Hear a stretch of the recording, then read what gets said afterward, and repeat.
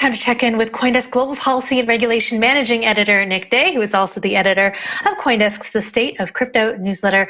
Good morning, Nick. So what do we, this has become a lot of a show about Tether. So what do we do? What do we know and not know about the Tether investigation that is going on right now in the United States? Yeah, so yesterday the Bloomberg report said that several executives or employees of the company have received target letters from the DOJ, basically saying these individuals are under investigation and might be the target of charges filed by the U.S. Justice Department.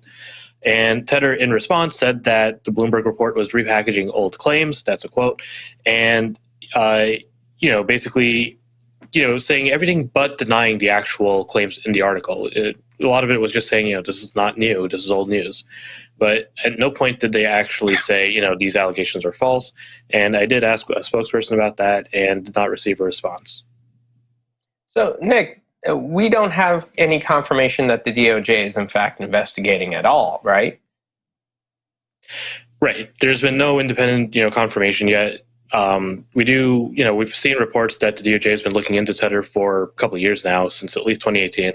And, the allegations seem to have shifted. 3 years ago, the claims were about market manipulation. Now it's about bank fraud.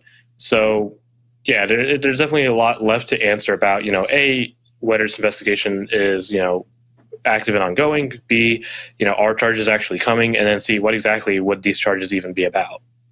Are they picking up where Tish James left off in her investigation of Tether and the settlement that happened in New York State a few months ago? So it would not surprise me if the DOJ was looking at the discovery that the New York Attorney General's office had during that investigation. But what we know so far, or what we've heard so far, seems to suggest that they're different tacks, right? The NYAG was focused on consumer protection, and amid claims that Tether, Bitfinex, Tether's sister company, lost access to nearly $1 billion, and Tether's funds and reserves were used to help patch that hole. Whereas here we're seeing these are different claims. They're more about bank fraud, and presumably they're kind of focused on issues like why did Wells Fargo cut off Bitfinex and Tether? What's the deal with crypto capital?